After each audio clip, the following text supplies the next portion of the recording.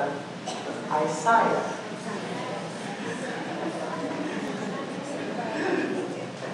Chapter 65, verses 17 to 25. Babasahin ko sa Tagalog.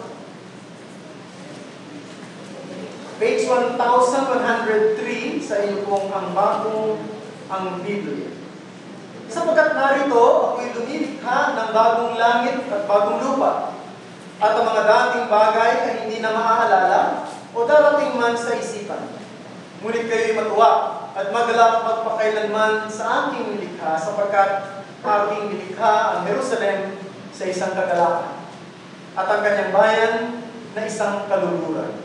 Ako'y magagayak sa Jerusalem at maliligayahan sa aking bayan, at ang tinig ng iyak ay hindi na maririnig pa sa kanya, o ang tinig man ng daing, hindi na magkakaroon doon ng sanggol na nabuhay lamang ng ilang araw, o ng matanda man na hindi nalubos ang kanyang mga araw, sapagkat ang kabataan ay mamamatay na may 100 taong gulang, at susumpain ang taong hindi makakaabot sa 100 taong gulang. At sila ay magtatayo ng mga bahay sa kanilang titirhan ng mga iyon, at sila ay magtatanim ng ubasan at kakain ng bunga niyon. Sila ay hindi magtatayo at iba ang titira. Sila ay hindi magtatanim at iba ang kakain. Sapagkat gaya ng mga araw ng punong kahoy ay magiging gayon ang mga araw ng aking bayan, at matagal na natatamasahin ang ng aking pinili ang gawa ng kanilang mga kamay. Sila hindi gagawa ng walang kabuluhan o mga nganak man para sa kapahamakan, sapagkat sila ay magiging supling ng mga pinagpala ng Panginoon at ang kanilang mga anak na kasama nila. At mangyayari na bago pa sila tumawag at sasagot ako, mangyayari bago pa sila tumawag ay sasagot ako, samantalang sila ay nagsasalita ay makikinig ako. Ang asong gubat at ang kordero ay manginginahing magkasama, at ang mga leon ay kakain ng dayami na gaya ng baka, at alabok na magiging pagkain ng ahas. Sila hindi mananakit o maninira man sa lahat kong banal na mundo, sabi ng Panginoon. Ang ating pong bansa ay naging tampok sa buong mundo ngayon dahil sa kalamidad na nangyari. Actually, bago pa tumama ang bagyong Yolanda sa ating bansa, mapapanood niyo na halos ang mga balita sa CNN, sa BBC, at sa iba't ibang mga news network sa buong mundo ay nakatutok sa bansang Pilipinas. At nung tumama ang bagyo, nakatutok ang buong mundo, at hanggang sa mga panahon ito, nakikita natin na halos nakilala ng gusto ang ating bansa dahil sa kalamidad. Maraming paraan para makilala ang isang bansa. Maaaring sa kaliitan ng isang bansa, nakikilala siya. Maaaring sa kalakihan ng isang bansa, nakikilala siya. Maaaring sa kahirapan ng isang bansa, nakikilala siya. Maaaring sa pagiging mayaman ng isang bansa ay nakikilala siya, o sa kontribusyon na kanyang nagagawa sa pangdaigdigang interes. Halimbawa, sa usaping sports, pagdating ng mga tinatawag po nating Olympic, tinitingnan yung standing. Sino ba yung nangunguna? Amerika ba? China ba? Germany ba? United Kingdom ba? O ano man, ito po ay isa sa mga tinitingnan, at dito nakikilala ang isang bansa. Pero alam nyo, sa lumang tipan, lalo sa Biblia, ang isang bansa na halos nakikilala at tinatanghal at bukod-tangi ay ang bansang Israel. No? Sa lumang tipan, tinuturing ang Israel ang bayan ng Diyos. At hanggang sa ngayon, marami pa rin ang tumitingin sa bansang ito na parang bayan pa rin ng Diyos. In fact, siguro mga 2 o 3 months ago, ang laging laman ng mga prayer request ng mga Christian churches at sa ibang mga grupo na nananalangin maliban lang sa mga Reformed churches, ay yung pong bayan ng Israel daw, kasi sa Israel ngayon unti-unting nababawasan na ang kanilang lupa, na nakukuha na ng ibang bayan. Sabi, pag-pray natin na hindi mabawasan ang lupa ng Israel, kawawa naman ang bayan ng Diyos, ang siyudad ng Diyos. Ang ganun, tinitingnan pa rin nila ito ay siyudad ng Diyos. Pero mga kapatid, dapat nating maintindihan na ang Israel sa Biblia at ang Israel ngayon ay magkaiba na. Ang modernong Israel ay itinatag noong 1948. Yung Israel ngayon, tinatag na Israeli, mga Israeli. Yan po ay itinatag noong 1948. Samantalang ang Israel sa Biblia, nagkawatak-watak na noong AD 70 matapos na lusubin ito at durugin ito ng bansa na ng mga Romano. Yung tawag na Roman Empire, Roman soldiers sa pamumuno ng isang general na pangalan ay si Titus the Great. Now, dapat natin pag-ibahin ito dahil ang original na Israel ay isang bansang sumuway sa tipan ng Diyos na dahil dito sila'y pinarusahan, nagkawatak-watak, at di na itinuring na bayan ng Diyos sa ating panahon ngayon. Bagkus, sinabi ng Biblia, magkakaroon ng isang bagong bayan. Isang bagong bayan na bibigyan niya ng isang bagong pakikipagtipan. Na mahalagang tiyakin natin ngayon ang ating sarili sa sipasimula pa lamang ng pangangaral na ito na nais ko lang agad kayong tanungin, no? Kayo ba'y nabibilang na sa bagong bayan ng Diyos na pinangakuhan niya ng bagong pakikipagtipan? Mahalagang tiyakin natin yan sa ating sarili. Ang binagong bayan ng Diyos ay di na isang estado, isang teritoryo, kundi ito po ay hinango mula sa iba't ibang bansa, mula sa iba't ibang lipi, mula sa iba't ibang lahi, no? At wika, at silang lahat ay tinipon sa pamamagitan ni Jesucristo. Mahalagang tingnan natin ang ating sarili. Kung tayo may kabilang dito, kaya tayo may kabilang doon sa mga taong tinipon ni Jesucristo sa kanyang sarili mula sa iba't ibang bansa. Huwag natin tingnan lang ang ating sarili bilang isang Pilipino. No? Huwag natin tingnan lang ang ating sarili bilang isang Ilocano o Cebuano o taga Manila, Manileño. Tingnan natin ang ating sarili. Tayo ay kabilang sa mga binagong bayan ng Diyos. Ikaw ay kabilang o ikaw ay nasa labas pa. Now, dito sa propesiya ni Isaiah, ang kagandahan dito ay pinakita na yung bagong bayan ng Diyos ay kabilang sa isa pang mas malaking dimension. At yun ay yung bagong nilikha ng Diyos. Pero bagong bayan na ibinilang sa isang bagong nilikha.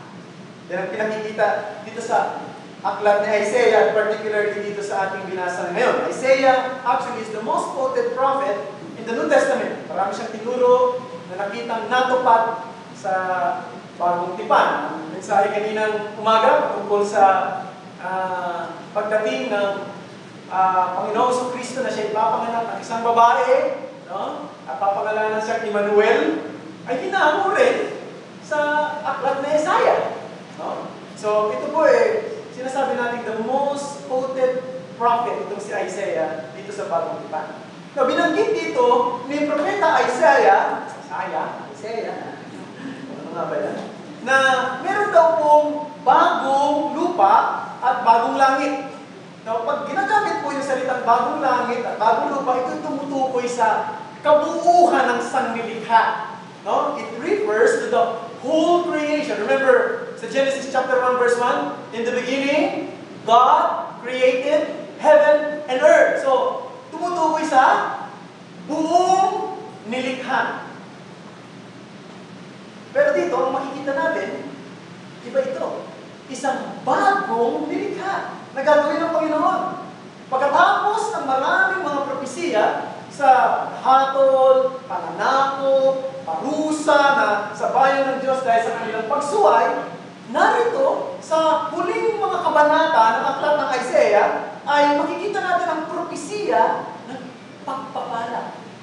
Isang propesiya ng pagpapala. Sapagkat matapos ipakita ang dating bayang sumuway sa tipan, ang Diyos daw ay gagawa ng isang bagong bayan na kanyang pagpapalain na hindi na muling susuway sa kanyang tipan at ang bayang ito, sa bayang ito, ibibilang niya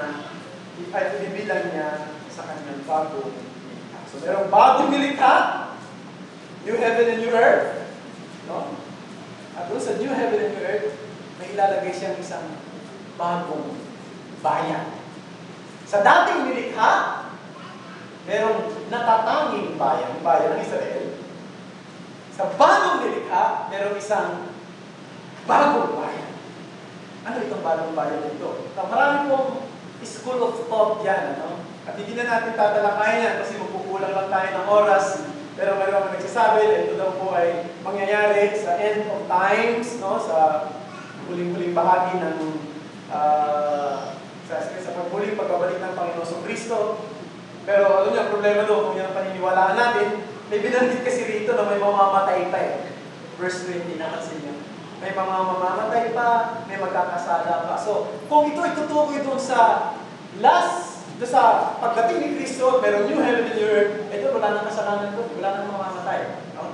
Pero hindi isang maniniwala, yung tinatawag natin millennial kingdom. Sabi naman ng mga naniniwala rito na darating daw si Kristo, bago dumating si Kristo, meron mo nang bago dumating ang final judgment, meron mo nang itatayo si Kristo na isang millennial kingdom. At doon sa millennial kingdom na ito, dito daw mangyayari ito, binabanggit na bagong bayan. At itatayo rin daw dito yung bagong templo, yung templo na dati na nasira, tatayo muli, babalik muli. Pero ito hindi natin kayang tanggapin. Bakit? Sapagkat lahat po ng mga sacrificial system sa lumang tipan, tinapos na nung dumating si Jesus. Na-fulfill na nung dumating si Jesus. So, mahirap natin tanggapin yung paniniwala yan. Ang pinaniniwalaan ng maraming mga teologo ngayon, no? Maraming mga mahuhusay na teologo, ay ito po ay tumutukoy sa pagitan ng pagdating ni Jesus noong una at sa kanyang muling pagdating ang pagtatapos o ang paghusto. Yung sinasabi ng mga teologo na inauguration and consummation. So, dumating si Kristo dito noon, hindi lang siya dumating para iligtas ang mga tao niya, dumating siya para itatak ang isang bagong bayan. Pasimulan ang isang bagong bayan. No? At ito ay huhustuhin niya sa kanyang muling pagbabalik. So, yun po ang dapat nating makita. Tayo ba'y kabilang dito? Sa bagong bayan ng Panginoong Kristo na itinayo na ito. So, kung tayo ay bago kasama rito, dapat tayo ay mga bagong tao, may mga bagong pananaw, may mga bagong pag-iisip na, at may mga bagong pamumuhay na dapat nakikita sa atin sa pang-araw-araw. Yan po yung actually yung mensahe na nais dalhin sa atin ng mga talata ito. Merong isang bagong malaki ba? Bagong langit, bagong lupa, kung tawagin yan, bagong nilikha, at inilagay niya ang isang bagong bayan, ang bayan ng Diyos. Now, kung isipin natin, nabubuhay pa rin tayo sa isang, ngayon ba? We still live in the same world together with unbelievers. Ba? At nandito pa rin tayo sa isang mundo na kasama natin, mga hindi Kristiyano rin, mga walang pagkakilala kay Kristo, makasalanan din. Ngunit, may nangyari sa mundong ito nung dumating si Kristo. Pero hindi natin dapat kalimutan. Hindi lamang niya ginawa ang isang dakilang sakripisyo, kundi kanyang dinala ang isang bagong nilikha. At ang katibayan niyan, na nangyayari na yan, may mga Kristiyano na sa iba't ibang bahagi ng mundo. Alam nyo, bago dumating si Kristo, yung first coming niya, nasaan ang mga tao ng Diyos makikita? Na isa-isang bahagi lamang ng mundo. Doon sa Palestina, sa Huda. Di ba? Now, bago nangyari yung Huda, pero siyempre buo pa yan dati, no? Pero paunti na lumiliit yung kanilang teritoryo, yung Northern Kingdom, nahati yan, nagkaroon ng Northern, nagkaroon ng Southern Kingdom. Yung Northern Kingdom ay nilusob at binihag ng mga Assyrians at sila nagkawatak-watak na at sila kung tawagin na ngayon ay 10 lost tribes of Israel. At hanggang nawala, ang bayan nga, nandun na sa Huda. So, nandun lang makikita ang mga mananampalataya sa Huda. So, imagine sa laki ng mundo, doon lang may mga matatagpo ang mga mananampalataya ng Diyos. Noong dumating si Kristo, ano nangyari? Nung dumating si Kristo, ang Ebanghelyo ay pumalaki. Hindi lamang sa bayan ng Huda, sinimulan ni Kristo kung makapansin ito. Di ba tumatawid si Kristo paminsan-minsan sa dagat ng Galilea patungo sa kabilang dako. At doon nangangaral siya sa Decapolis, nangangaral siya sa Hindi lang siya basta nag-aaral, kundi nagpapagaling ng karamdaman, nagpupunta siya doon saan pa lugar minsan na pagkakala, Phoenicia, outside the territory of Israel yan. Although doon na medyo malalapitan, pero nung si Kristo ay umakyat sa langit, ang mga apostol ay pumalap, no? Si Apostol Pablo, primarily, siya ang unang misyonaryo na tumawid sa dagat ng Mediteraneo para tumungo sa malaking bahagi ng Asia at Europa at Roma. Yun ang simula ng pagkalat ng Ebanghelyo. At ngayon, sa panahon natin ngayon, ang bawat bansa, kahit na ang mga bansang may mahigpit, mga bansa na nasa ilalim ng komunismo, mga bansa na maraming Muslim, mga bansa na sabihin na natin mahirap ang kanilang, mahirap pasukin ang Ebanghelyo, meron ka na makikita mga Kristiyano. Ito ang isang malaking katuparan na merong ginagawang isang bagong bayan para ibilang sa isang bagong nilikha. So, napakaganda na ginagawa ng Panginoon. Now, dalawang bagay ang gusto kong pansinin natin na katangian sa isang bagong bayan ng Diyos. Dito ay merong best of life. No? Pangalawa, meron dito blessed relationship with God. Best of life. Now, pansinin niyo yung isang kagila-gilalas na larawan, mga kapatid. Verse 20. Hindi na magkakaroon doon ng sanggol na nabuhay lamang ng ilang araw, unang matanda na hindi natubos ang kanyang araw, sapagkat ang kabatangan ay mamamatay na may 100 taong gulang at susumpain ang taong hindi makakaabot sa isang taong gulang. Dito makikita natin, namatay ng 100 taon, pero bata pa siya. Ang tingin, bata pa siya. Alam nyo, sa ating panahon ngayon, mabababa na ang edad ng mga namamatay, di ba? Sa lumang tipan, ang isa sa mga pagpapala na pwedeng tanggapin ng isang tao ay yung tinatawag na long life, longevity. Kaya blessing niya na binanggit doon sa 10 Commandments at doon sa Ephesians chapter 5, binanggit din niya. No? Kayo mga anak, ay magiging masunurin sa inyong mga magulang. Isa sa mga pagpapala, bibigyan kayo ng mahabang buhay. Pero, nais ko sabihin na yung mahabang buhay, hindi lang may kinalaman niya sa haba ng edad, kundi isang buhay na, isang buhay na namumunga, fruitful life, no? Pero, ang isang malaking turo sa bagong tipan ay hindi lang mahabang buhay, kundi buhay na walang hanggan. No?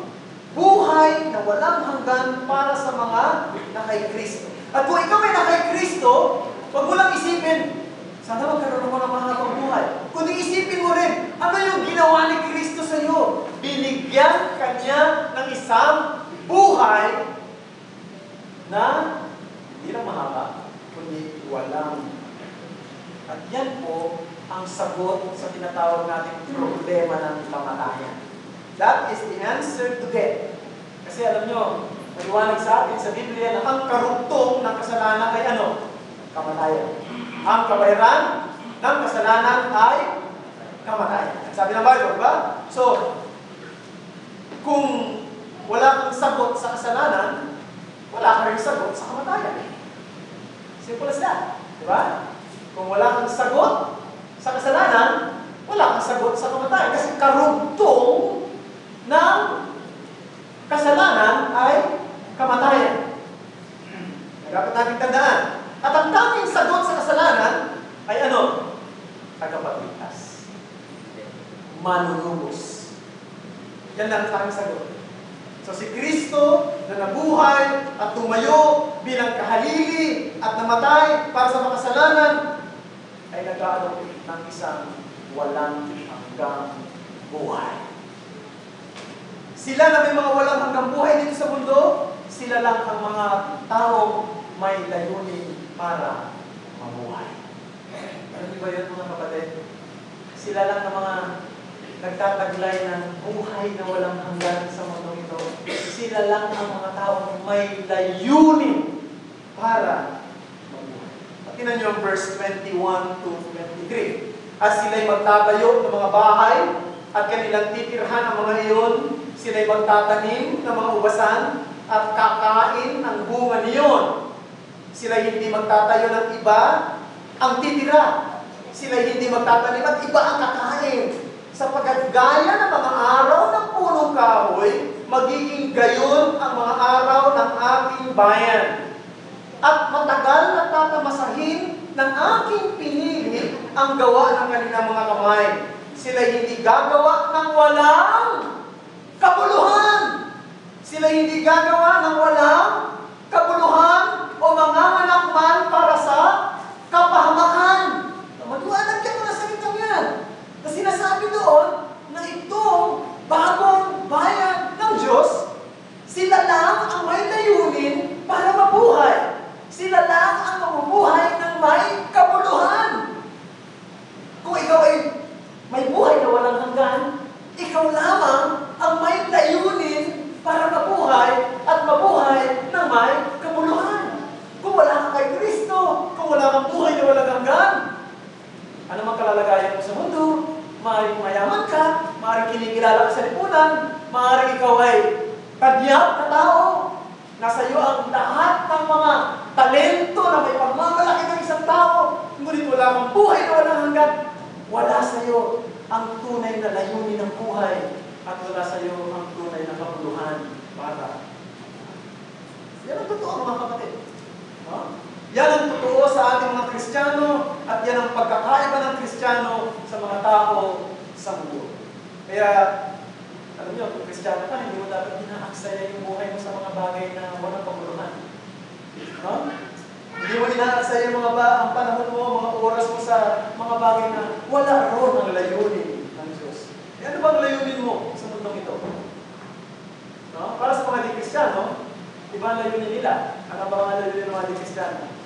Magpakasaya sa laman, magkamal ng kayamanan, magkamal ng kapangyarihan. Ito mga madalas na hangarin ng isang hindi mananampalataya, di ba?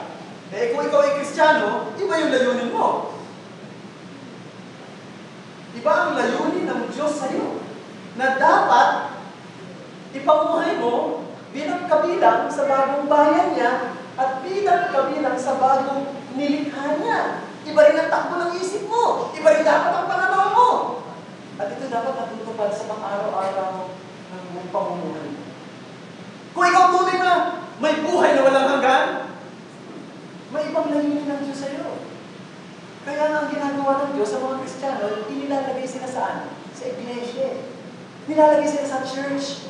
Kasi doon sa church, nagagawa nila ng mas malinaw ang layunin ng Diyos sa kanila. Doon sa iglesia, maaaring ang isang Kristiyano na may buhay na walang hanggan, may layunin para mabuhay, nagagampanan niya ang isang layunin para mangaral ng salita ng Diyos. Maaaring pastor, o maaaring hindi ba siya pastor, miyembro siya, pero ginaganap niya o ginagampanan niya yung kanyang mga kaloob na espiritual. Maaaring hindi siya tumatayo sa pulpito, pero siya isang mabuting kuwarang sa iba. Nagpapayo, no? Isang mabuting ama sa kanyang anak, mabuting asawa sa kanyang asawa, no? Masigla sa kanyang pagsamba sa Panginoon, tumutulong sa iba't ibang bahagi at gawain ng iglesia ayon sa kakayanang ipinagkaloob sa kanya ng Panginoon. At marami pang iba. Alam niyo mga kapatid, nilagay tayo ng Diyos sa iglesia, sa isang bagong bayan niya, nang mayroong layunin. Ginagampanan ba natin yan? No? Na iba-iba tayong layo sa buhay. Hindi mo kinakailangan gayahin ang ginagawa ng iba. Maaaring gusto mong maging mangaral, pero hindi ka para noon. Huwag mong pilitin ang sarili mo. Maaaring tinawag ka ng Panginoon sa ibang kaloob. No? Maaaring tinawag ka ng Panginoon bilang isang diakono, bilang taga-pangasiwa ng mga pisikal na aspeto ng gawain ng iglesia. No? Huwag mong pilitin ang sarili mo sa mga bagay na sa tingin mo ay sa tingin mo hindi ka tinawag ng Panginoon doon. Kung halimbawa, gusto mong magpayo sa pamamagitan ng salita ng Diyos, lahat ng mga pinapayuhan mo, kung lalo-lalo lumalaki problema nila, isipin mo, ito ba ako talaga tinawag ng Panginoon, maging counselor? No? O, preacher ka, o teacher ka, sa tuwing nagpapaliwanag ka ng salita ng Diyos, yung mga tao nakikinig, mas lalo nalilito doon sa kanilang mag-aaral. Bakit ba hindi pagtawag sa iyo ng Panginoon? No? Baka ang tawag sa iyo ng Panginoon, ikaw ay nagakamay ng mga kapatiran dumarating. At sa pamamagitan ng iyong mga ngiti, nai-encourage sila na magpatuloy sa pag-attend sa iglesia. Alam niyo, meron mga warm, yung pagiging warm ng isang tao sa isang tao ay nakaka-encourage sa kanya na magpatuloy at para mag-isip sa kanyang sa pinagpapalataya. Ginagamit din niya ng Panginoon. Diba? Noong panahon po ng tinatawag ng slave trading, no, mga araw, yung mga, ano po yung ginagawa noon, yung mga binibenta, yung mga tao sa Europa, punta sa Africa, mangingidnap sila ron ng mga itim. No? Tapos ibibenta nila yan sa iba't ibang bahagi ng kinikilalang mundo noon. Yan ginagawa. Isa sa mga gumagawa niya noon ay si John Newton. Yung maalala, kumantat niya nung tumumpos ng Amazing Grace. Yan ang trabaho niya, mangidnap ng mga itim at ibibenta nila yan sa iba't ibang bahagi ng kinikilalang mundo noon. Nung naging Kristiyano si John Newton, no?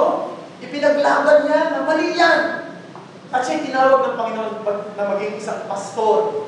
Pero meron din isang tao, ang pangalan si William Wilberforce, na hindi naman siya naging pastor, pero naging miyembro siya ng parliament noon sa England, sa Britain. At yun din ang ipinaglaban niya, na i-abolish yung tinatawag na slave trading. Magkaiba sila ng tungkulin, pero parehong natupad ang layunin ng Diyos sa kanila. Isang pastor na nangaral ng salita ng Diyos at sa pamamagitan niya, ginamit yun para ang slave trading ay matapos o huminto. At isang miyembro ng parliament na si William Wilberforce, ginamit ang kanyang kahusayan sa paggawa ng batas para matapos ang tinatawag natin pagbibenta ng mga kaibigan. Dapat ganito po tayo. No, dapat ganito ang pumupuspos sa isipan ng lahat ng mga naka-Kristo. Dapat yan ang nangyayari sa atin. Natutupad ba ang layunin ng Diyos sa atin? Ito ba yung pinagkakaabalahan natin sa buong maghapon, no, bilang bahagi ng pagtupad ng Diyos sa layunin niya sa atin? Bakit kayo narito ngayon? Ha? Hindi pang parami lang. Ay, alam mo, maganda rin nandito para hindi naman marami, baka ating kukuhaan. Hindi yan ang layunin ng Panginoon para pang-params ka lang. No? Kundi narito ka, para doon pa rin ang layunin ng Diyos sa'yo. No? Alam niyo, mga kapatid, pwedeng maging pagpapala ka sa iba. Sa totoo lang, may mga kapatiran na dahil sa kanila katapangan sa pagdalo sa gawain ng Panginoon, kahit napakalayo ng kanilang pinagagalingan. Pero sandali ang pinapagpapala, napalala ka sa aking kalooban. No? Ayoko na lang banggitin yung mga pangalan nila para wala namang yumabang. Pero sa totoo lang, sa tuwing nakikita ko isang kapatid na ito, sa tuwing nakikita ko yung isang kapatid na ito, sa kabila ng kanyang pagiging malayo ng pinanggalingan, sa ito naman sa kabila ng pagiging abala niya sa trabaho, ito naman sa kabila ng mahirap lang ang kanyang buhay. Pero nakikita ang walang katapatan sa pag-attend sa gawain ng Panginoon, nagiging encouragement, inspiration sa akin, at maging sa iba rin. Hindi ba may layunin ng pagpunta niyo dito?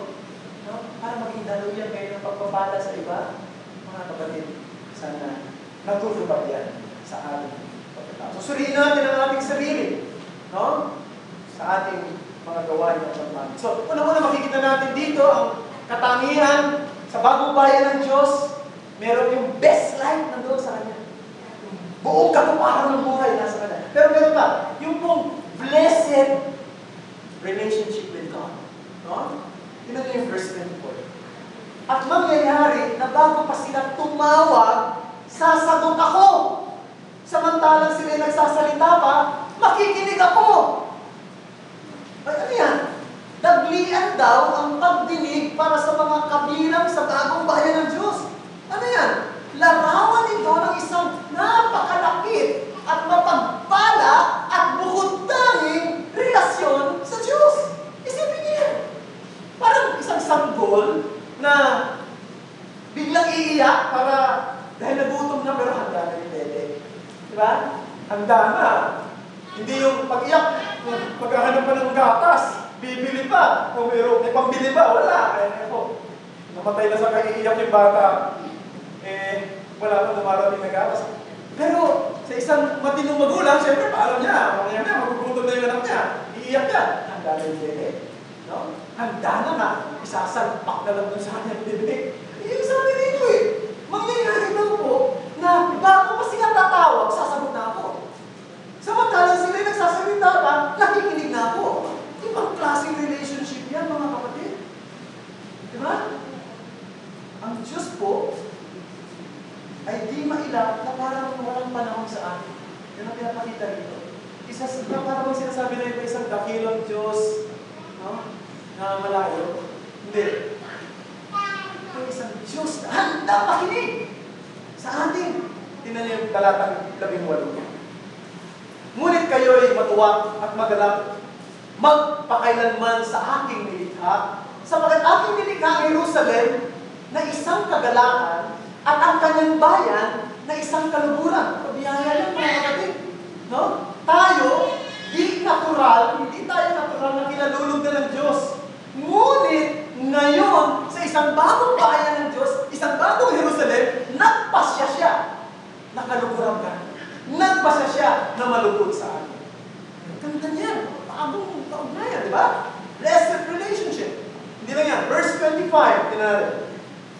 Ang asong gubat at ang kordero, manginginaing magkasama. At ang leon ay kakain ng dayami na gaya ng bata. At alabok ang magiging pagkain ng angas. Sila hindi mananakit o maninira man sa lahat kong banal na bundok, sabi ng Panginoon. Ano yun? Ano yung pinakikita ron? Wala nang peligro. Di ba? Ang mga peligro, ahas nga lang na maliit. Pakita tayo, parang peligro na yan sa atin. Isang asong gubat, peligro yan. Leon, peligro yan, di ba? Pero ngayon, wala nang peligro. Ang punto rito, ang mga peligro dahil kay Kristo, di nasagabal sa buhay upang matupad ang layunin ng Diyos sa atin. Ay, napakaganda. Now, kailan mangyayari kaya ito? Nagsisimula ng mangyari at higit na matutupad ito sa muling pagbabalik ng Jesus. Ibig sabihin sa araw na yun, wala nang peligro. Isang bagong, masigla, mapagpalang relasyon. Eh kung ganito po, ang ating kalalagayan, kung ganito po, ang ating sitwasyon, kung ganito po, kalapit tayo sa Diyos, ibig sabihin, samantalahin natin ito. Sana lalo tayo maging mas mainit sa panalangin. No? Sana mas mabilis tayong tumawag sa Diyos. Sapagat may nakahanda siyang sagot sa atin. Di ba ba, mas mabilis kang tumawag sa Diyos? Mas mabilis kang sumagot sa telepono na tumatawag sa iyo. Mas mabilis kang sumagot sa text ng mga nagte-text sa iyo. O mas mabilis kang tumawag sa Diyos. Ano ang ating tinitimbang? Mas matimbang na. Kaya mga kapatid, ganito natin bubugin ang ating pag-isip. Napakaganda ng ating kaugnayan. Minsan malungkot ang buhay, siyempre, di ba? Dahil, bakit malungkot? Minsan nakukumpara natin yung sarili natin sa iba. Minsan nakaka-discourage yung kapaligiran. Minsan nakaka-discourage yung buhay. No? Nasa fallen world tayo. Pero titingnan mo lang yung binawa ng Diyos sa iyo. Nasa iyo ang lahat ng dahilan para maging masaya ka. At nasa iyo ang lahat ng dahilan para maging masipag ka sa iyong pakikipag-ugnay sa Diyos. Katulad na, in verse 24, maliwanag na hindi pa daw siya nagsasalita. Hindi pa daw siya tumatawag, sasagot na. No? Samantalang sila nagsasalita pa, nakikinig na siya. Ibig sabihin, dapat mas masipag tayo manalangin. Kamusta ang buhay manalangin natin? No? Now, nakakamangha po, mga kapatid, ang teknolohiya ng komunikasyon sa ating dalawang ngayon. Nakakamangha. Isipin natin, yung tinatawag na wireless communication, di ba? Walang, sa pamamagitan lang ng cellphone na ito na hawak ko, pwede kong kausapin ang kapatid ko na nasa isang malayong bahagi ng mundo sa Europa. Sa pamamagitan lang ng cellphone. Imagine yan. dito sa lugar na ito, pwede mangyari yun anytime. Tawagan ko. At hindi kayo, di ba? Napakatindi. Pero, alam niyo, walang teknolohiya ng komunikasyon na pwedeng ipantay sa panalangin. Bakit? Na? Kailangan mo signal eh. Di ba parang, kung tawagan, walang signal. Katulad, di ba? Walang satellite. Bagsak yung cell site. Di ba? O kaya naman, lobat. Hindi mo magagamit yan. Pero sa panalangin, hindi mo kailangan ng satellite. Hindi mo kailangan ng cell site. Hindi mo kailangan ng signal. Hindi mo kailangan ng battery. Kailangan mong pagtitiwala sa Diyos na ang Diyos ay nakahandang tumugon sa iyong pagtawag at sa iyong paglapit sa Kanya. Ay dapat samantalay natin. I-encourage natin ang ating sarili.